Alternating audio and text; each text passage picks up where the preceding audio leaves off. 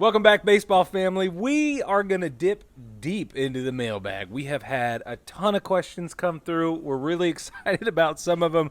And we're going to be honest, some of the questions were so good, we have got to save them to be their own segments later on. So, oh, man, we have been blown away by the quality of the questions coming through. And Brad, before we get into the questions, you want to remind everybody why we're doing what the giveaway we're doing with this? I would love to. Okay, so the reason we did this big mailbag thing was because we are giving away a Ray's sampler pack. Today I'm drinking their brand new flavor that came out last week officially. It's Ray's South Beach. It tastes kind of like a bag of purple Skittles, which, if you ask me, where it's at. It's really good. The tropical Skittles. it's really good, Brig. Man, I gotta get in on that. Yeah, you need to get you some because it's delicious. But so our winner was actually Alexander Trout. He dove into the mailbag and sent us a couple questions. Let's start with one of his. So his first question is, what do you guys do for work? So Brig, why don't you tell him first, what do you do for work? Because I feel like your job is way more exciting than mine is. I don't know about that. It's a really exciting question, though. So I work my day job. So what I do for money? No, that's what. So I work for a veteran nonprofit organization here, and I am the employment program manager. So what that means is it's a bunch of workforce development work, casework, stuff like that to help veterans improve their resumes, get their LinkedIn profiles ready to go, anything they can do to help improve their job search and the overall strategy and marketability for them looking for their career or just a job, depending on the situation they're in. I'm also charged with unifying community partnerships across the entire upstate. So we want to make sure that, and I don't do this alone, right? I have a team, and the whole organization gets behind it. But I'm supposed to have eyes on the whole thing and make sure that all the people in the upstate that do veteran employment in some way, that we are unified and caught them all on the same page. So there's a lot of committee meetings and things like that. And then the largest chunk of my job is corporate liaison. So I do a lot of advocacy building in the community and making sure that, when jobs come available, we know about them so we can present them to our veterans who are seeking employment very quickly. Some companies offer veteran preferences, and, we negotiate that as well, things like that. So event planning and, there's a lot to it, but that's what I do. That's my day job. It's pretty involved. Brad, what's your day job? Well, I work in digital marketing, and right now I am a full-time freelance copywriter. That's all there is to it. I write web content and blogs for many, many different companies. Yeah, but you're really good at it, Brad. Oh, I'm all right. I mean, I'm good enough at it for them to pay me, but there are times that I send something off and I'm like, well, I'm probably going to have to rewrite that. But fortunately, I've never had to do that. But that's writing. You've never had to. Oh, see, the truth comes out now. I'm going to have to rewrite that. This is terrific. You're glad your standards are lower than mine.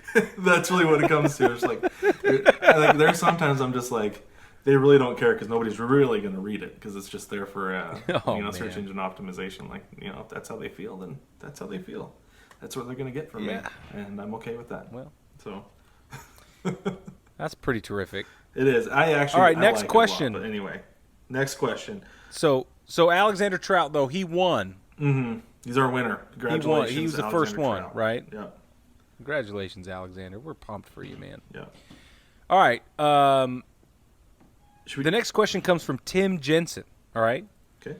He wants to know what first made us decide to podcast. That is a pretty layered question, I feel like, but let's make it short. There's a lot to it. Yeah, let's simplify. So I was helping Brig out with the website with the shop when it first came on, and I had done actually a lot of research that found that podcasts were, and honestly, like Brig had suggested earlier on, eventually we'll do a podcast. And I had done a lot of research that said that podcasts are great for your website, great for your business. So I said, you know what? Now might be the time to do it. And Brig, do you remember what your response was? No. Do you? I do. I specifically remember because I was so caught off guard. You said, okay, well, what's stopping us? And I said, well, I don't have a very good microphone. And you said, well, we can deal with that later. Let's start now. And within, 10 days, we had released our first episode? That's right. It was 10 days later. So I had gone on I was a guest presenter on a podcast that's no longer active. It's called The Patriotic Father. And I saw my friend's setup, and I thought this is just not that hard, right? Like, little did I know I was completely wrong. I had severely undervalued the amount of time and effort and work and equipment and everything that goes into it. But I said, I think I came home from that interview that night and went, all right, we got to do this. Like, we can do this. Mm-hmm. And yeah, that's what happened. You're right. It was like a week later we were rocking and rolling. Yeah. Well, and for me too, like when you suggested initially the podcast, I was like, yeah, dude, I'm on board because I did one as a project when I was in college. It was like my graduation project. I did one for a semester, and I had a blast doing it. I had a ton of fun. And so I'd just been looking for an opportunity to do one. And when you said that, I was like, Brig, I know how to do it. So yeah. Yeah. Well, I kept going back to all of so I used to do, Brad had a blog called Stitched Thrones, which was light baseball reading for when you're on the throne, right? Yeah. And he was my sports editor at the student newspaper in college, and we were both in the journalism program, and I said to him, I'm taking pictures anyway, man. Why don't you publish? And I was thinking, yeah, I'll get another clipping, right? I'll get another Photo J credit on my portfolio. I'm like, dude, you want to put my stuff on your blog, man? You were like, yeah, dude. Yeah, well, because I've been taking pixtures of baseballs and bats in my grass up to that point. Right. You know, trying to take generic photos, and you only find so much on Pexels and Unsplash and stuff. So when you sent me the stuff that you had sent, I was like, yeah, this is awesome. And I still have them all on my computer. So. Oh, sweet. So yeah. we'll be using that got us talking about baseball, mm-hmm. and then we started gushing about baseball, right? Like, yeah. Oh, and this is what's magical about it. No, man, this is what. Anyway, that's like way back, but yeah, it's a long time ago now that I look back, but yeah, that's what got us into the podcast, and here we are. That's where it all got started. Yeah. All right, here's one. Thanks, Tim. Yeah, thanks, Tim. That's a great question. Here is one from Nate Moore. It says, which of the new rules or rules that began in 2020 are good for the sport? Brig, I feel like you have more, I guess, stronger opinions about this than I do. What do you think is good for the sport? Yes. Okay. I've been thinking about this one, and it's really hard for me to choose any of them as good for the sport. But if I had to say, I think that the 7-inning doubleheaders probably make as much sense to me as anything. And that's because it's less wear and tear on the team, and on Saturday, Sunday afternoons and stuff like that, it's the perfect length. I mean, let's be honest, it's a great length, especially if you have kids like we do. Mm-hmm. You know, they don't want to hang out right the whole time, you know. And then they're like, Dad, let's go to the kids park, or let's go buy freaking another thing of ice cream or whatever. And you're not watching the game anymore anyway. So yeah. Anyway, I think that one rule probably is good for the sport. And I have to agree with you, for all those exact same reasons. That is the one that, out of everything, I don't want to say good for the sport, but I'd say out of all of them, it's the best for the sport out of the possibilities. Right. I mean, I do like universal DH. I'll say that I actually do like it better than the 7-inning doubleheader, because I feel like I said before, the 7-inning doubleheader is a slippery slope, and universal DH creates free agency. More of a level playing field more of a level playing field for free agency, because you've got guys who can play in American League and National League. And when it comes to scheduling, it just makes sense that you have a rule that's universal across the league, instead of being like, pitchers, like, because guys get to the point where they're not even sure what city they're in when they're traveling. If you're going from an American League park to a National League park, pitchers might be like, "So am I pitching today? Am I hitting today? I'm not sure." Right. And I know there's more that goes into it than that, but still, I want my guys to know that they can come to the park every single day, and they know exactly what's going on. They know exactly what to expect tomorrow and the day after, even though they're probably only looking at today. But the continuity. Baseball is such a sport of creatures of like baseball players are such creatures of habit that I don't want my pitchers to be like, well, I hit last week, but I'm not hitting this week. So, and then next week I'm hitting again. It's going to screw up my routine because I have to take batting practice. Blah, So that's why I like it. But anyway. Yeah. Whiners. Okay. I'll blow a raspberry at you later. All right. That's just fine. So Mike Farnes has a question. He wants to know what our favorite baseball player nicknames are and why. Okay. Mine is my favorite one because I actually did a lot of research on this a while ago because I was going to do, like you said, my old blog, Stitched Thrones. I was actually going to do a post about this because I spend a whole lot of time on Baseball Reference just looking at random stuff. Like when I was doing that, just doing random research. And honestly, my favorite name that I came across was Egyptian Healy. That's the name that he is under on Baseball Reference. That's the name he's known as for a player kind of like Chipper Jones. Yeah. His actual name is John J. Healy, but they call him Egyptian because he's born in Cairo, Illinois. That's a great answer. I thought that was so funny, so random that this guy that they gave him his nickname based on where he was born rather than anything to do with his name. So yeah, so that's my favorite nickname. What's yours, Brady? Do you have a favorite current player nickname? Probably Francisco Lindor or Javi Baez. Francisco Lindor, they call him Mr. Smile. Mm-hmm. And Javi Baez, I think El Mago is such a great nickname, especially for him. So you stole mine. El Mago is my favorite current player nickname. Nice. Runner up only by Polar Bear, Pete Alonso. Polar Bear Pete, yeah. I think that's a killer nickname, man. It writes itself. Like that, all the marketing and everything. It's awesome. Mm-hmm. So those are my two favorite current ones. But my favorite of all time is actually Thurman Munson's, one of his many nicknames. It's the Squatty Body. The Squatty Body. I just think for such a talented player, for such a guy who's such a force to be reckoned with, right? He for him to have such a sissy nickname like that is so funny to me. With the mustache, and he just was brooding, behind the plate. I just think, what a better guy. But it's a fun nickname, and it's family friendly, but kind of funny anyway. So I think that's my favorite one. Nice. And of course, there's obviously the Babe and his millions of nicknames. That wimpy deer. Yeah. That might be my favorite of all his nicknames. Thank you to the Sandlot, that wimpy deer. Yes. The Colossus of Clout. The Colossus of Clout. Yes. Right. Brad, did you know you're one of the only people in my whole life that will actually do that correctly? Honestly, if I'm with somebody and I say it and they don't say it again, I'll say it again anyway. Yeah, me too. That's what I do. Or after a pause where I look at them like, ugh. Like nobody in this group is with fine. I do. I wrestle with contempt and I try to muscle it down.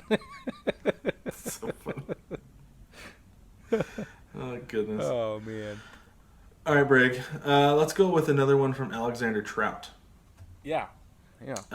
If you could, a lot of people submit multiple questions, so yes, this is good. Yeah.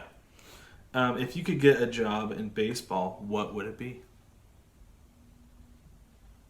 What job would you want to have, Brig? Well, that's a tough question. There are a lot of great jobs in baseball. I think now.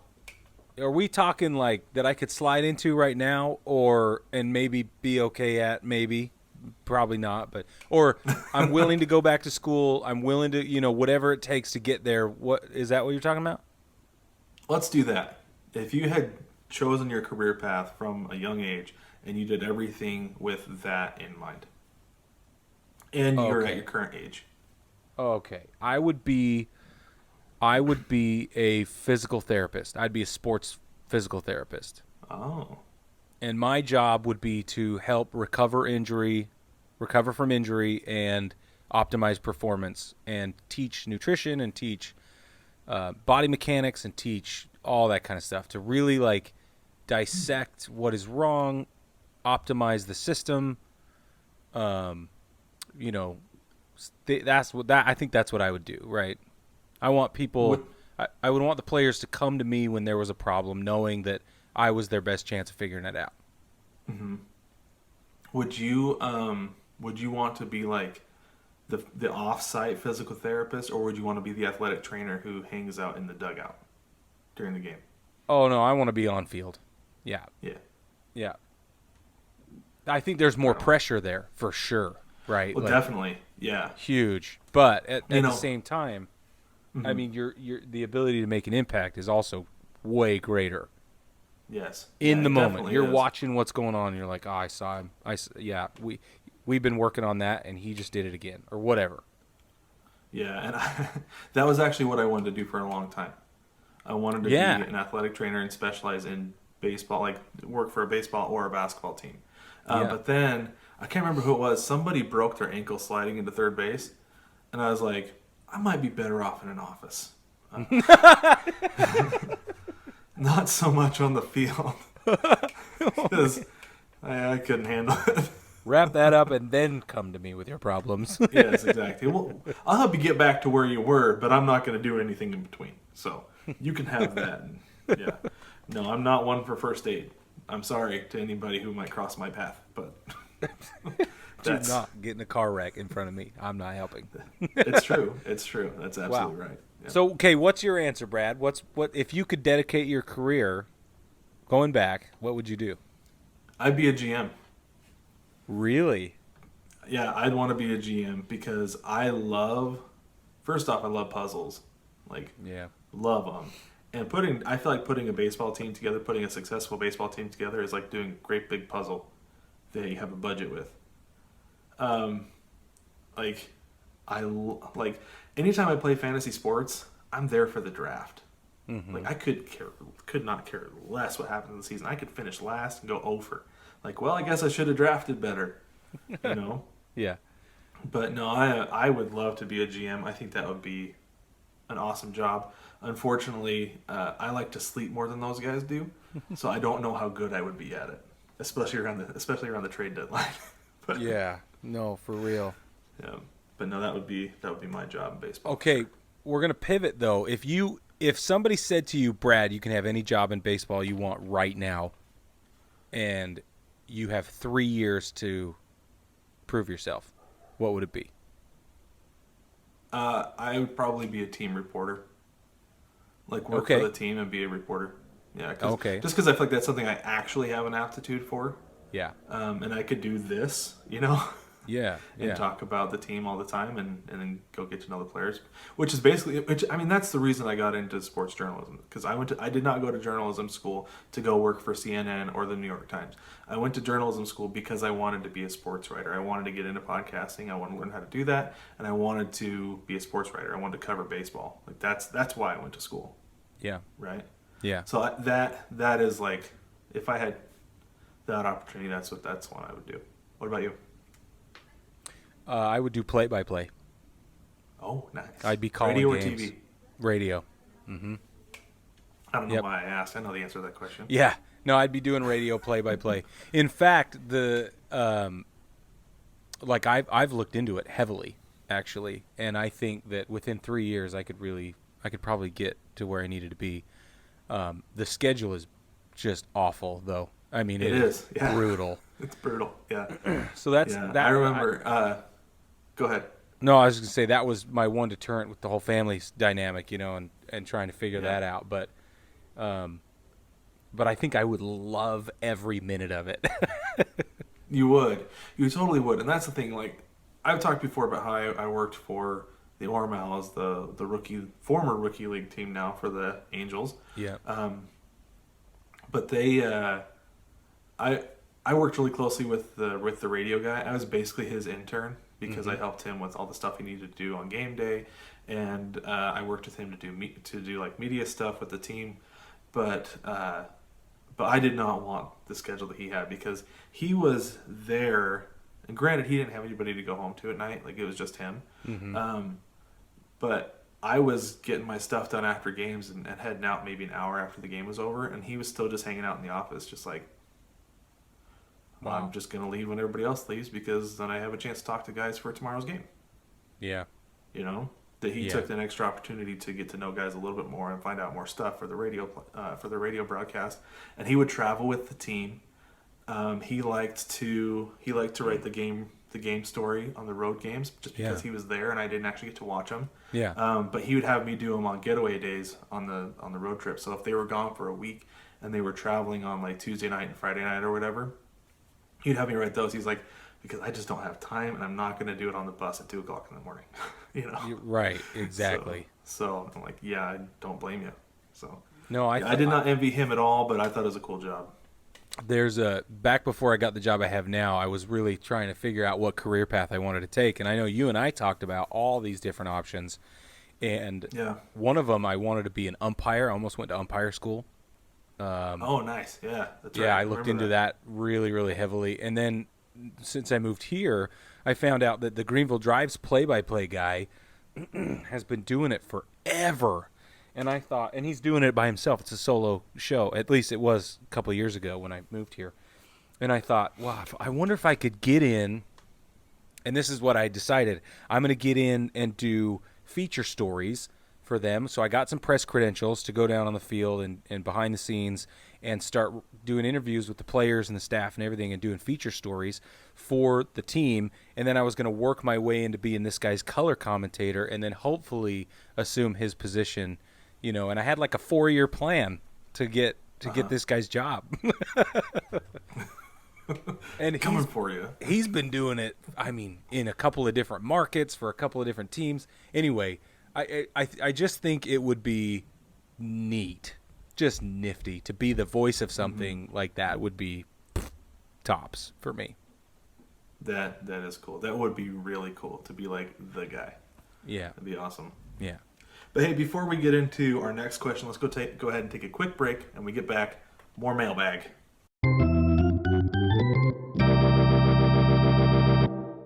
Welcome back, baseball family. We're going to wrap things up here with the last little bit of stuff from the mailbag. Okay, this one's interesting. This is from Sarah Davis. What is the greatest country song of all time, Brig? Well, okay, hold on. Context alert. Okay. So when I saw this question come through, I giggled my little pants off because I know that Brad, the closest Brad has ever gotten to listen to country music is Blink-182. You're not Let's wrong. be completely honest. You're not wrong. Oh, man, I know. I know it. I will be honest. I'll be honest.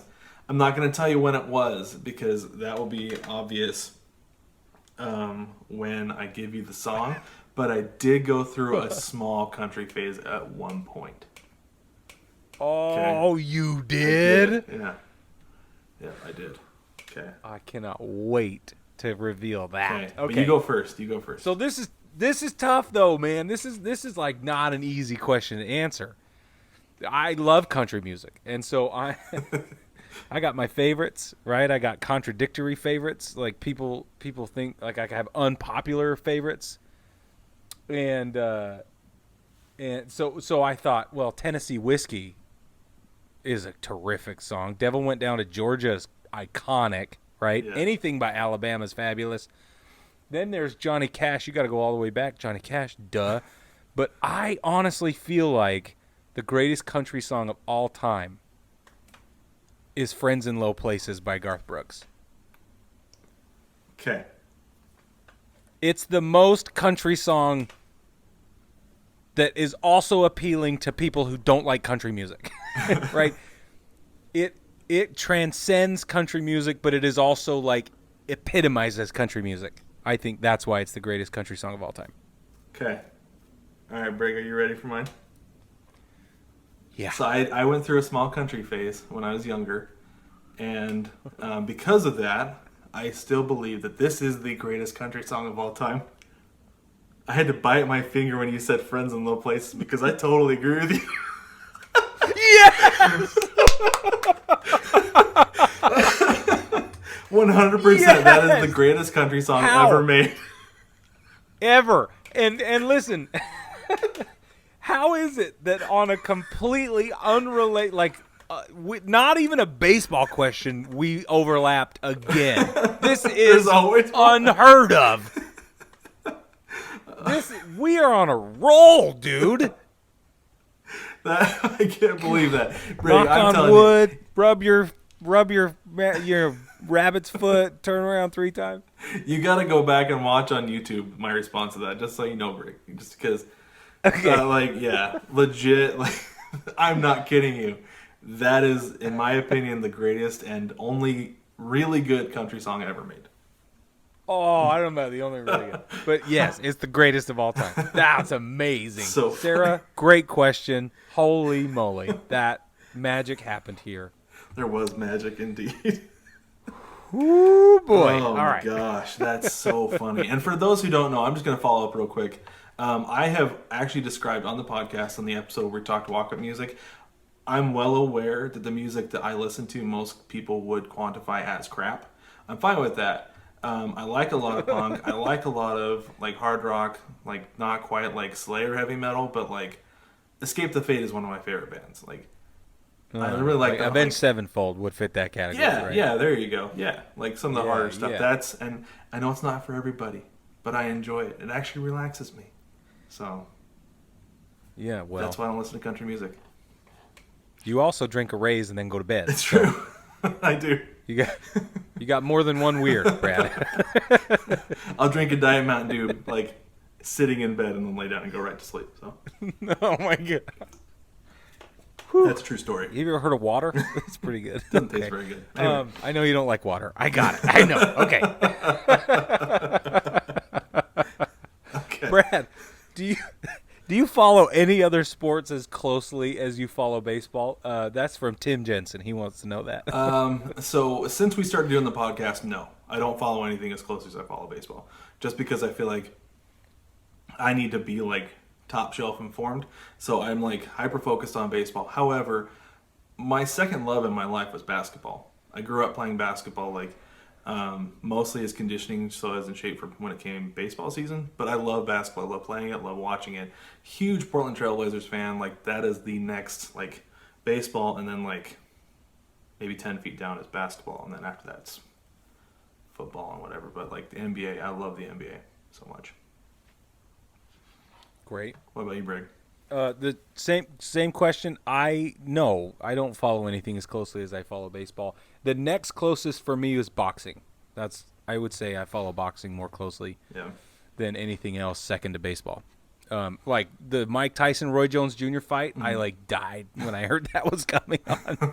And we had a big party. We did a bonfire out in the backyard. I did the projector onto the back of the house. Like we pulled out all the stops. I have an island in my kitchen, and we wrapped it in cardboard and tinfoil, and then did nachos, and then drizzled it with cheese, and it was Nacho Island.